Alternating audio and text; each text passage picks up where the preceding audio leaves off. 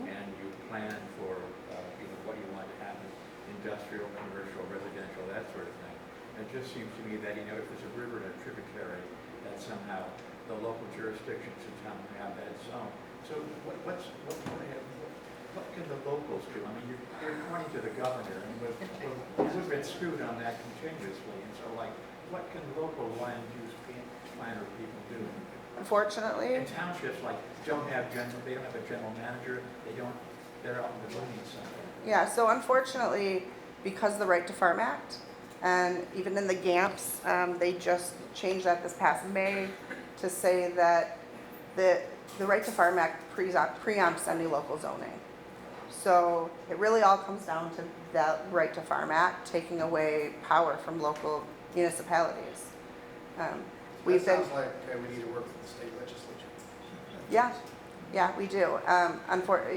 We need to have some better people elected into the state legislature with some of the great people we already have there to try to have some political will to push things through. Honestly, the reason we're going the route of the governor and the administration and her departments at this point is because it seems to be the one route where we'll make progress. But my point is more local control, more local determination. They should be local. We agree with that. And I guess it really has to do with the Right to Farm Act. So like you said, getting the legislature on our side so that can eventually be changed. Because the Right to Farm Act preempts any local zoning. Roger, local governments are creatures of the state legislature. We, as a Montague councilman, you've been on the council, we can only assess taxes or fines or regulate our citizens in the ways that Lansing first permits us to do. If Lansing doesn't permit us to do something, we can't do it. And in this case, Lansing has not permitted us to interfere with the function of a state statute, the Right to Farm statute.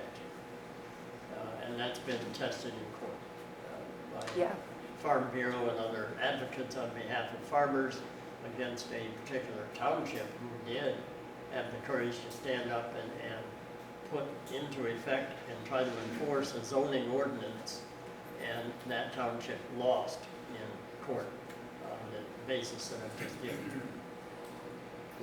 Yeah, I'm a resident in White River Township, Okay. and farmers are there. At one point, the farmers thought they would like to farm the wind.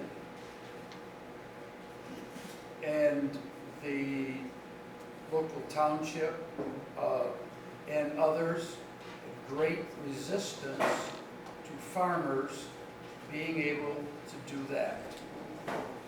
So what's the relationship between that issue and other issues that farmers may choose to do? At one point, they were rejected because people around didn't agree with farming the winds. So I'm not familiar with that exact situation, so I can't say, but possibly the size of the farmers that we're trying to would be my first assumption.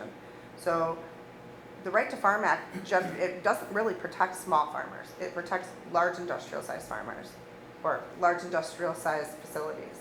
So maybe that was the situation, but just not being familiar with it, it's hard for me to say. It's two different things. You got an apple and you got an orange. The orange is crops and animals. The apple is harvesting the wind. It's two different things. My guess is that the right to farm doesn't cover. Right. Yeah, and Yes. it's not deemed an agricultural product. It's not part of the same matrix of laws. Yeah. Tanya, Are you aware of any, can you stand up and speak louder, please? sure, are you aware of any statewide, a support network for small farms? Because one of the things I think would be really valuable is an effort to really fully support small traditional farms in Michigan as opposed to, the K folks. Do we have one in Michigan? I don't have an answer, but I will find out and get back to you. At Sierra Club, we do have an agricultural committee that specifically focuses on that. But as far as outside of that, I'm not sure, but I will definitely, I agree with that wholeheartedly. Well, I'd like to see our state take that direction. Great Yeah. idea. Yeah, I mean, ideally, what we'd like to see are subsidies going to small sustainable farms and not large industrial farms to promote small sustainable farms, local agriculture, local food systems.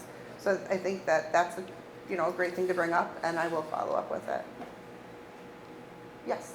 For those of you who are not. Louder and stand up, please. I'll make the same request to everybody because we all need to hear For those of you who are not small you. farmers, you probably don't know that every year, usually in the Traverse City area, there is a small farm conference for small organic farmers. They meet, and I believe they do have a lot of legislative discussions around these very issues. So if you're interested, you can always go to conference. It's not expensive, and it's a great place to meet other small farmers.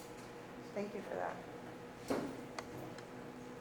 I want to make a comment. Yeah. About the GAMS, the right to farm, those laws in Michigan at least were passed, I think, in the early 80s, and they were intended in those days to protect family farms Mhm. from the encroachment of developers. Mhm. So the original intent of the GAMS was to protect farms, and the right to farm using traditional methods. Yes. But since the 80s, as we all know, huge industrial farms have come in and taken the place of many of those small farms, those family farms, and they are now using the GAMS laws to protect them from local, control or local ordinances that would limit what they can do. Mhm. The state now has these GAMS laws that support these guys. So it's like we're dealing with legislative changes that we haven't been giving enough attention to. Yeah. My question is, who in our state legislature besides Governor Whitmer is working to look at the change of the GAMS laws that are in the state level? Is there anybody that's working on this? Yeah, so I don't know of any legislation that's been introduced, if that's what you're implying, like if there's a legislator that's introduced anything. And I would assume that might be because it's not going to, we can't see it passing right now. I can't say. I don't know of anybody that's, working on legislation in that manner. Your best input is in front of you tonight in this room, Representative Yeah, Sabo. maybe he's got You should more be input on talking to that. him when we adjourn. I'm not really at liberty to talk about the details of it, but I can tell you that in probably about a month, we're gonna have a pre-bill package that's gonna come out that's gonna be directly related to chemicals and what we talked about tonight, so, Wonderful. so stay tuned on that. Thank you. Thank you for It's that. a package we've been working with, people that understand what's going on, from the environmental aspect of it, and not the Sierra Club, but another organization, so we feel pretty confident we're gonna have some of the bases covered, and Farm Bureau's not gonna like it, so, but, Is it bipartisan? probably not, probably won't be, so, yeah. Are there members of the ag committees that either House or Senate that we should keep in mind in contact? Your state representative for this district right here, who is for the subcommittee appropriations, agriculture. I got that all backwards. For the agriculture subcommittee of appropriations, let's put it that way. So, Representative Van Workum, who represents the northern part of Muskegon County in this area here, and most of the rural part of the county as well. I saw one hand, go number one here, number two there. You're number one. I'm number one. Oh, no. One of the things that everybody's not doing is looking at a whole picture of this. They're looking at pieces, piece here, piece there, and they're not putting the whole picture together. Not only does all of that manure and everything get out there, but the manure is full of hormones and antibiotics, Mhm. which is causing antibiotic resistance with all people and other animals. One thing that people forget about is the fact that they're putting it out there so they'll grow plants. Well, guess what? The plants are on the soil, the manure's in the soil, guess where it's going? Right into the plant, which is the food we eat. So you're not only getting it from the meat, the hormones and antibiotics, you're also getting it from the food that is growing from the manure. Yeah, good point. That's a big thing that nobody is looking at yet, and it needs to be looked at seriously, because it's affecting the kids.